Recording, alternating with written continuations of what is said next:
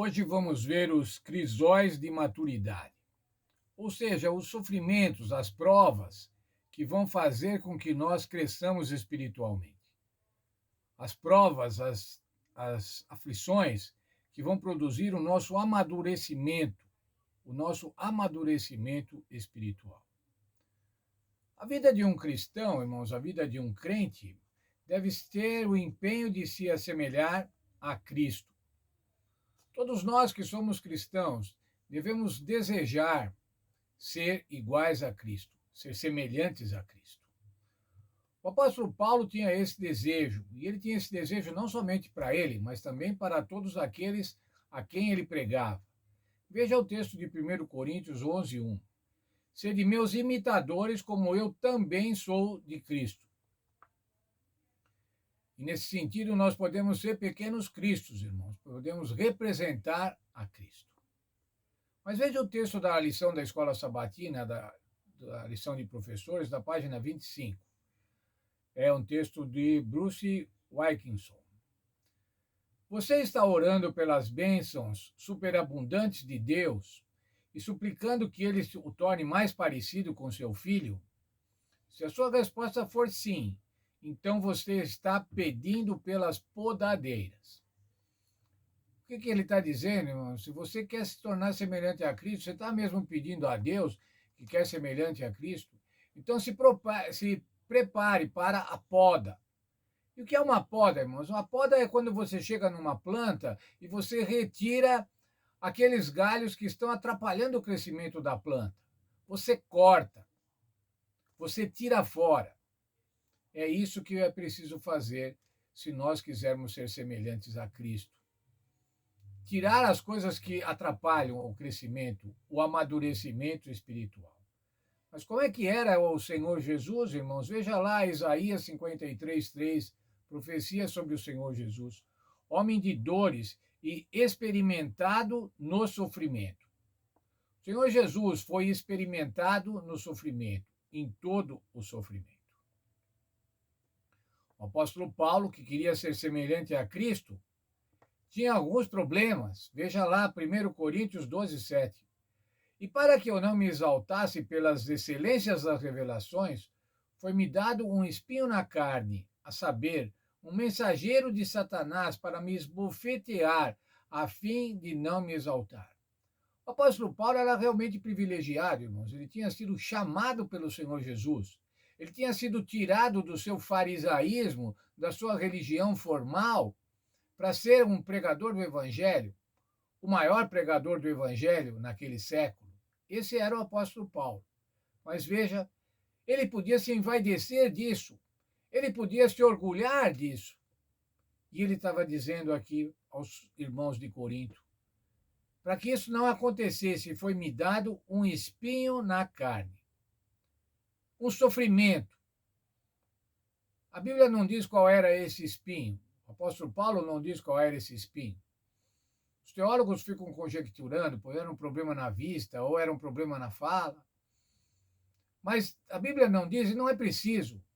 É preciso só saber que isso era uma coisa que incomodava muito o apóstolo Paulo, que fazia com que ele sofresse. E qual era o propósito de Deus ao permitir que este espinho na carne acontecesse? Para que ele não pecasse. Era uma proteção, como o próprio verso diz, a fim de não me exaustar, para que ele não se orgulhasse do privilégio que tinha de estar associado e ser imitador a Cristo. Ele fez, a Bíblia diz, ele pediu 3 vezes para que o Senhor retirasse esse espinho da carne. E qual foi a resposta? 1 Coríntios 12:9. A minha graça te basta, pois o meu poder se aperfeiçoa na fraqueza. O poder de Deus, irmãos, o infinito poder de Deus se aperfeiçoa nos seus filhos fracos, nos seus filhos que entendem que precisam do poder de Deus.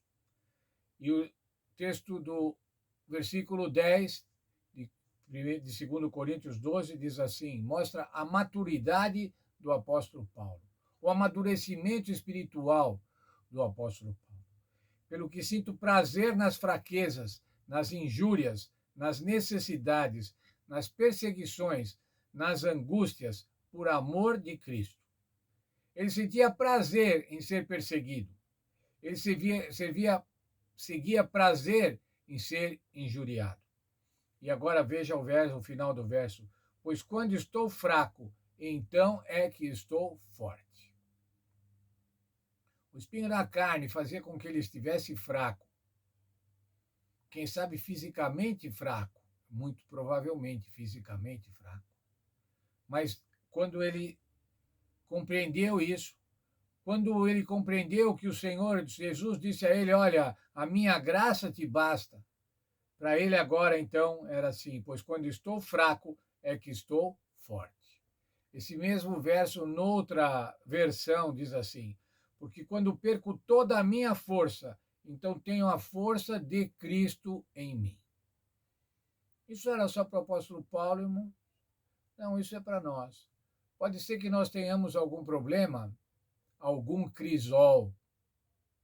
Pode ser que nós tenhamos alguma aflição, algum sofrimento, mas ele deve servir para o nosso crescimento, para a nossa maturidade espiritual. Deve servir para que a gente confie em Cristo. Quando as coisas estão muito bem, irmãos, estão todas funcionando muito bem, raramente a gente pensa em Cristo. Raramente a gente agradece a Deus pelas bênçãos. As coisas precisam piorar para que a gente se volte para Deus, para que a gente sinta a nossa fraqueza e aí então vá buscar a força do Senhor Jesus Cristo. Quando estou fraco, é que eu estou forte. Quando perco toda a minha força, então tenho a força de Cristo em mim. Que o Senhor nos abençoe, para que a gente possa confiar inteiramente no Senhor Jesus, para que a gente não se orgulhe das bênçãos que temos recebido, do tudo de bom que temos recebido e esqueçamos do Senhor Jesus, mas que nós nos lembremos do Senhor Jesus. Nos lembremos do Senhor Jesus nos momentos de aflição e também nos lembremos do Senhor Jesus nos momentos de bonança, nos momentos de alegria e de fartura. Que Deus abençoe a cada um de nós e que não nos esqueçamos de confiar unicamente no Senhor Jesus Cristo.